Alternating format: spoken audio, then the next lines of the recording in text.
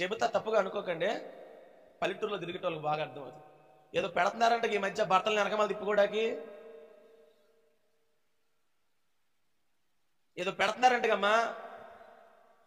తిరుగుతాడు నీ భర్త వెనకమాల, చస్తాడు.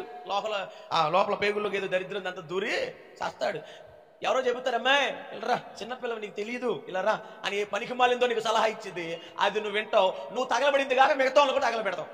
పెట్టు, ఏండ్రం కలిపి పెట్టు, వింటాడు. పాడమేం పడుకుని మరి వింటాడు. తలకాయ అర్థమవుతుందా? స్తోత్రం కలుగును గాక. ఏం పెడతావు భర్తకి? ఏం పెడతావు? ప్రార్థన చేయి. నీ భర్త బాగు చేయబడాలని నీకు లేదా ఆశ లేదా? నీ భర్త బాగోవాలని ఆశ లేదా? నీ భర్త బాగోవాలని నీకు ఆశ లేదా? ఆశ ఉందా లేదా? మరి ఆశ ఉన్నదాన్ని నువ్వేం చేయాలి? మీ భర్తలను బాగు చేసుకోవాలని మీకు ఆశ ఉంటే ఇప్పటికైనా మీరు ప్రభువు వైపు మల్లుకోండి. దేవుని దగ్గరికి రా, నిన్ను బాగు చేస్తానంటున్నాడు. మీ భర్తలను బాగు చేసుకోవాలని మీకు ఆశ ఉంటే ఇప్పటికైనా మీరు ప్రభువు వైపు మల్లుకోండి. మీరు ఎక్కడో ఆగిపోయారు, ఈ ప్రయాణాన్ని మధ్యలో ఆపేశారు. ఆ ఆగిపోయిన ప్రయాణాన్ని మరలా ప్రారంభించండి. నేను యేసయ్య మాట విని యేసయ్య వద్దకు వస్తే యేసయ్య నన్ను దీవించండి నేను అడుగుతున్నాను. నీ భర్తను దీవించి సాక్షిగా వాడుకోలేడా? అరే నీ భర్త తాగి రోడ్ల మీద తెక్కలోలా తిరుగుతా ఉన్నాడే, నువ్వు ప్రార్థన చెయ్యో, మోకరించో, కన్నీరు కార్చో, కానీ నీకు ఈ లోకంలో ఉన్నదంతా ఎవరికి పట్టదు, నీకే పట్టిద్ది. మరేంటో నాకు అర్థం కాదు. ఎవరికి అవసరం లేని అన్ని నీకే కావాలి. నీ భర్త త్రాగుపోతే మార్చుకుందామని ఏమన్నా ఉందా? నేను చెప్పానన్నయ్య మాట వింటలేదు. అమ్మా దేవుడు చెప్పినా కూడా ఎవడు వినలేదురా, ప్రార్థన చేశాడు అందుకే యేసయ్య నీ ముఖం ఒక్కసారి వాక్యం చదవరా అని నేను చెబితే ఎలాగుంటుంది? స్తోత్రం చెప్పండి, స్తోత్రం చెప్పండి. అమ్మా నీ భర్త తాగుపోతురా, నీ భర్త నువ్వు మార్చుకోవాలంటే నువ్వేమంటావు? అన్నయ్య మా ఆయన చెప్పా కానీ మా ఆయన వింటలేదన్న. ఎవడు వినడమ్మా, ఇంటే ఆడెందుకు అట్లా ఉంటాడు, నువ్వెందుకు ఇట్లా ఉంటావు, మనం ఎందుకు ఇట్లా తగలబడతాం? చెబితే ఎవడు ఎండో. మరి ఏం చేయాలి అన్నయ్య? ఏం చేస్తావా? ఇంటి గుమ్మానికి ఒక దిష్టి గుమ్మడికే కట్టు. ఆ పక్కన నువ్వు వేలాడు, ఈ పక్కన నీ భర్తను వేలాడిది. నేను ఒకటే కోరుకుంటా, మీకు బైబిల్ అర్థం కావాలి, దేవుడు అర్థం కావాలి, మీరు భక్తులు నిలబడాలి. నీ భర్త బాగు చేయబడాలని నీకు లేదా ఆశ లేదా? నీ భర్త బాగోవాలని ఆశ లేదా? నీ భర్త బాగోవాలని నీకు ఆశ లేదా? ఆశ ఉందా లేదా? మరి ఆశ ఉన్నదాన్ని నువ్వేం చేయాలి? యెహోవా యొద్దకు మా ఇంటిలో మా చర్చికి పంపించరు అన్నయ్య. ఎవడు పంపించడమ్మా ఇంట్లో చర్చికి? ఎవడు పంపిస్తాడు? ఎవడు పంపించడు. మీకు తెలుసా, ఒక తల్లిగారు ఇంట్లో వాళ్ళందరూ చర్చి కంటే ఎడ పెడ బాధేస్తున్నారు, కొడేస్తున్నారని చెప్పి బాత్రూంలోకి వెళ్ళి ప్రార్థన చేసుకునేదంట. మరి నువ్వు వంకెట్టుకొని ఏది అంటారు, వంకలేనమ్మ డొంకొచ్చుకుని వేలాడిందంట. నీలాంటి వాళ్ళే. ఆ తల్లి ఏమో బాత్రూంలోకి వెళ్ళి ప్రార్థన చేసుకుని బాత్రూంలో బైబిల్ చదువుకొని, బైబిల్ ఎక్కడ దాచుకునేది తెలుసా? ఇక్కడ కాళ్ళ సందులో పెట్టుకుని ఇంట్లోకి వెళ్ళేది. నీకు అన్ని బాగానే ఉన్నాయి, ప్రార్థన చేయవే. పాడైపోయి నీ భర్తను మార్చుకోవే, పాడైపోయి నీ బిడ్డలు మార్చుకోవే. ఎదుగుతున్న నీ పిల్లల కోసం, చెడిపోతున్నటువంటి నీ ఫ్యామిలీ పరిస్థితుల కోసం దేవుని దగ్గరికి వచ్చి ఆయన మాట శ్రద్ధగా వినవే. నువ్వు వింటే ఎలా ఎందుకు తగలబడతావు? నువ్వు వినకే. ఈ దరిద్రం, ఈ ఏడుపు, ఈ కష్టం గొంతు పగిలిపోయేలాగా మా బాధ. ఆయన అంటాడు, ఇప్పటికీ లోబడనల్లోని ప్రజల కొరకు దినమెల్లా మీకోసం ఈ బాధ అంత. స్తోత్రం కలుగును గాక. ఇన్ని చెప్పినా ఎవడన్నా వింటున్నాడండి? ఒకడన్నా వింటున్నాడమ్మా? అరే దేవుడి దగ్గర రండి అంటే బాధపడతారా? అరే దేవుడి మాట మీకు తెలుసా ఒకరోజు కానా వివాహము, ఎప్పుడు జరిగే సందర్భాలే. కానా వివాహంలో ఏమైపోయింది? అప్పుడు యేసుప్రభు ఏం చేశాడు? నీటిని ఎలా జరిగింది కార్యక్రమం అంతా అంటే అక్కడ వాళ్ళందరూ వేసే మాట విన్నారు. మరియమ్మ గారు వచ్చి శిష్యులతో ఏమని చెప్పిందో తెలుసా? అయ్యా నాన్న, యేసయ్య ఏం చెబుతాడు అది చెయ్యండిరా. మంచి నీరు సాదా సీదా నార్మల్ వాటర్ ద్రాక్షరసంగా మార్చబడింది. ఎలా? యేసయ్య మాట. నీ చప్పిడి బ్రతుకు రుచికరంగా, సువాసనగా, మధురంగా మారాలంటే యేసయ్య మాట వినవా? వినకుండా ఆశీర్వాదాలు ఎలాగొస్తాయి? చెబుతా తప్పుగా అనుకోకండి. పల్లెటూరులో తిరిగేటోళ్ళకి బాగా అర్థమవుతుంది. ఏదో పెడుతున్నారంటే ఈ మధ్య భర్తలను వెనకమాల తిప్పుకోవడానికి ఏదో పెడుతున్నారంటగమ్మా. తిరుగుతాడు నీ భర్త వెనకమాల, చస్తాడు. లోపల పేగుల్లోకి ఏదో దరిద్రం అంతా దూరి చస్తాడు. ఎవరో చెబుతారమ్మా ఇలారా, చిన్నపిల్లలు నీకు తెలియదు ఇలారా అని ఏ పనికి మాలిందో నీకు సలహా ఇచ్చింది. అది నువ్వు వింటావు. నువ్వు తగలబడింది కాక మిగతా వాళ్ళు కూడా తగలబెడతావు. పెట్టు, ఏండ్రం కలిపి పెట్టు, వింటాడు. పాడమేం పడుకుని మరి వింటాడు. తలకాయ అర్థమవుతుందా? స్తోత్రం కలుగును గాక. ఏం పెడతావు భర్తకి? ఏం పెడతావు? ప్రార్థన చెయ్యి భర్త కోసం. నీ ఇల్లు బాగు చేయబడాలంటే పెద్దగా ఏమీ లేదు నాన్న.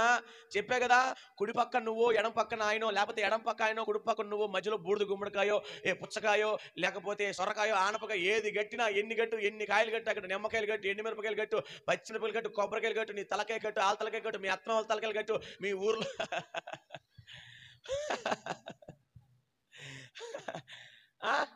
ఊళ్ళో వాళ్ళు తలకాయలు కట్టిపోయి తీసుకొచ్చి ఎన్ని కట్టు అమ్మా బే అయ్యిద్దా పని.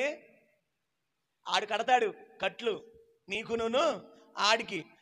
దొంగలకి పోలీసు వాళ్ళు బేడీలు వేస్తారు తెలుసా? పోలీసుడికి దొంగోడికి వేసుకున్నట్లుగా సాతాను గట్టు నీకును ఆడికి వేసేసుకున్నాడు బేడి. ఆడు ఎట్టిపోతే అంటే ఇటు వెళ్ళిపోతావు నువ్వు, ఆడు అంటే ఇటు వచ్చేస్తావు నువ్వు, ఆడు అంటే ఇటు వెళ్ళిపోతావు, ఎట్లా అంటే ఇట్లా వెళ్ళిపోతావు. ఎందుకని? సాతాను గాడితో బేడీ లేపించుకున్నావుగా నువ్వు. అదేంటి పాస్టర్ గారు సాతాను గారితో బేడీ లేపించుకోవడం ఏంటి? మరి కట్టావుగా కట్లు, ఆ కట్లన్నీ ఆడి కట్లు, ఆ కట్టుకు సంబంధించింది కనుక ఆడొచ్చి నీ కట్టాడు కట్టు. ఇద్దరు కలిసి జత కట్టి అబ్బా కట్టలమ్మటే పుట్టలమ్మటే చట్టా పట్టాలు వేసుకొని తిరగండి. స్తోత్రం కలుగును గాక. సాతాను గారితో అలాగే ఉంటుంది మరి. నేనేమంటానంటే ఈరోజు నూతన సంవత్సరం అందు ఈ 1వ తారీఖు ఈ జనవరి నెల 2025లో నీ పాడైపోయిన జీవితం బాగు చేయబడాలంటే యెహోవా యొద్దకు మరలు కొందాం. ఎన్ని చెప్పు ఏమండి, ఎన్ని చెప్పు. మనం దేవుడి దగ్గర రావడానికి మొండి చెయ్యనండి. దేవుని దగ్గర రావడానికి మనము ఇష్టపడతారా? దేవుని దగ్గర రావడానికి ఇష్టపడతారా? ఏదో ఒక వంక, ఏదో ఒక సాకు, ఏదో ఒకటి చెప్పుకొని దేవుడికి మనం ఏమైపోతాం? ఈ ఏళ పనికి టైం అయిపోతుంది అన్నయ్య అని ఒకరు చెప్తారు. ఈ పూట మా ఆయన రాలేదని ఒకరు చెప్తారు. అన్నయ్య మందిరానికి బయలుదేరానా, ఇంట్లో గుమ్మలో బయట ఎట్టానా, ఎదురుగా ఏముందమ్మా, ఎదురుగా ఏముంది? ఏముండదు నాన్న, నీ ముఖాన్ని అద్దంలో చూసుకుని ఉంటావు, అందుకే ఆగిపోయావు. ఎదురుగా ఏదో ఉందంట, ఏముంటది? నువ్వు ప్రార్థనా పర్రాలు అయితే ఎదురే ఉంటుంది, నీకు ఎదురే ఉండదు. ప్రార్థనా పర్రాలు అయితే ఏది వచ్చినా ఆగదు. స్తోత్రం చెప్పు. కానీ మనోళ్ళు యేసే దగ్గరికి వస్తారా? రారు. ఎందుకు రారండి? యేసే దగ్గరికి వస్తే ఇలా కట్టువైన మాటలు ఉంటాయి, మా మృదువైన మాటలు ఉండవు. ఆ యేసుప్రభు రొట్టె ముక్కలు చేపలు ఎట్టాడేమో మీ గొంతులకు లాగేసుకుంటాను నేను. స్తోత్రం కలుగును గాక. తినేది కూడా లాగేసుకుని నా దగ్గర పెట్టుకుంటా.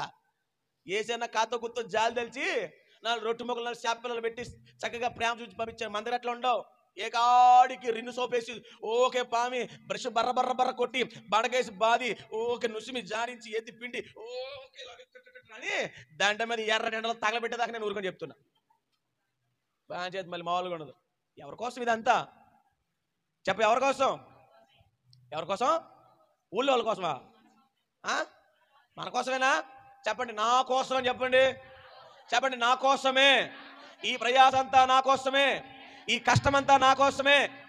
మరి నీ కోసం అన్నప్పుడు కాదా ఏమన్నా బుర్ర పని చేయాలిగా మనకి. నీ కుటుంబం బాగు చేయబడాలంటే మొట్టమొదటి మాట ఏమిటి విన్నారు? నాకు తెలుసు మీ చెవుల్లో శేషం కరగ తీసి ఎవడో పోస్తుంటాడు, మీ చెవులు ఎవరు పూడుకుపోయాయి, మీకు చెవుడు వచ్చేసింది. మామూలు చెవుడు కాదు, బ్రహ్మజవుడు వచ్చేసింది మీకు. ఎక్కడికి మలుకుంటారు? మధ్యాహ్నం ప్రార్థన సినిమాకి మలుకుంటారా? రాజీవ్ గాంధీ పార్కుకి మలుకుంటారా? బందర్ బీచ్కి మలుకుంటారా? ఎక్కడికి మలుకుంటారు? ఏదో స్తోత్రం కలుగును గాక. మలుకుంటారా? మల్లుకోండి. ప్రార్థన అవగానే ఏమే టైం చూడు, ఎందుకు మ్యాట్నియా సాయంత్రం ఆటని ఏమంటారు? ఫస్ట్ షో ఇంటికి చూడు, టికెట్లు అయిపోయినాయే, సెకండ్ షో పోని. నువ్వు పెడితే 3వ షో కూడా అర్ధరాత్రి దయ్యాలు తిరిగి అలా కూడా సినిమాకి వెళ్తాను, అప్పుడు వెళ్ళి అక్కడ సినిమా చూస్తూ ఉంటాం. అర్థమవుతుంది అంటే చెబుతున్నా, మీరు అలా చెయ్యలే, లోకం తీరు చెబుతున్నా. అదే యేసయ్య దగ్గరికి మల్లుకోమంటే మాత్రం నీకు ముళ్ళు గుచ్చుకుంటుంటాయి కదా. ఏం గుచ్చుకుంటాయి? ముళ్ళు గుచ్చుకుంటాయి. యేసయ్య వైపు మల్లుకొండ్రా అంటే ముళ్ళు గుచ్చుకుంటాయంట. అదే లోకం వైపు మల్లుకొండ్రా అంటే నీకు అసలు కాళ్ళకి పాదాలకి రాయి తగలకుండా సాతానుడు కూడా ఎత్తి పట్టుకొని నీ పాదములకు రాయి తగలకుండా సాతానుడు కూడా ఎత్తి పట్టుకొని సినిమా హాల్ దగ్గర దించొస్తాడు. వెళ్ళి ఎలా దించొస్తాడు తెలుసా? ఆ కాడికి వెనకటి కాలంలో ఆయన ఎవరో చేతి మీద వెళ్ళాడంటే పెట్టుకుని ఎవరినో ఆయన దించుతాడు ఇట్లాగా, అట్లా దించుతాడు. నేను సాతాను అయ్యాడు. స్తోత్రం కలుగును గాక. ఎక్కడ దించుతాడో తెలుసా? నువ్వు ఏ సీట్లో కూర్చోవాలి ఆ సీట్లో అమాంతంగా దించుతాడు ఆడు. అంతేగాని యేసయ్య వద్దకు మల్లుకొండ్రా అంటే ముళ్ళు, లోకం వైపు మల్లుకొండ్రా అంటే మాత్రం మెత్తటి అమ్మ మ్యాట్రిక్స్ పరుపండి, మెత్త ఉంది. యేసయ్య దగ్గర మల్లుకుంటే నువ్వే దీవించబడతావు. యేసయ్య మాట వింటే పేతురు గారికి పాపం కష్టపడి ఒక్క రూపాయి సంపాదన లేక ఒక చేప పిల్ల పడక ఇబ్బంది పడిపోతే దేవుడు మాట వింటే ఏం జరిగింది? 2 దోణలు. మరి దేవుడు మాట వినరాదు నువ్వు? దేవుడి దగ్గరికి వచ్చి దేవుడి మాట వింటే నీకు ఆశీర్వాదం కదా. నూతన సంవత్సరం అంతా హ్యాపీగా బతుకుతావు కదా. ఈ కరువు, ఖడ్గము, కొట్లాట్లు, బాధలు, ఇబ్బందులు, ఇరుకులు ఏం ఉండవు కదా. 2024 అంతా పాడు దెబ్బగాని బ్రతుకుందంటే దేవుడి దగ్గర రాకొక కారణం, దేవుడి మాట వెనక ఇంకో కారణం, మూడో కారణం ఏంటో తెలుసా? నువ్వు ప్రార్థన సరిగా చేయలేదు. ప్రార్థన సరిగా చేయలేదు నాన్న. నువ్వు ప్రార్థన చేశావు కానీ రాత్రి చెప్పినట్లుగా ప్రార్థనతో పాటు నీలో పాపం ఒకటి ఉండిపోయింది. అందుకనే నువ్వు 2024 అంతా పాడు దెబ్బలాగా నీ జీవితం మారిపోయింది. నేను అంటున్నాను నా బిడ్డలారా, దేవుని ప్రజలారా, 2025 మీ ఇల్లు సుఖ సంతోషాలతో, ఆయుర ఆరోగ్యాలతో, అష్టైశ్వర్యాలతో తులతోగాలి అంటే మీరు 3 పనులు చేయాలి. దేవుని దగ్గర రావాలి, దేవుడి మాట వినాలి, మోకరించి ప్రార్థన చేసుకోవాలి.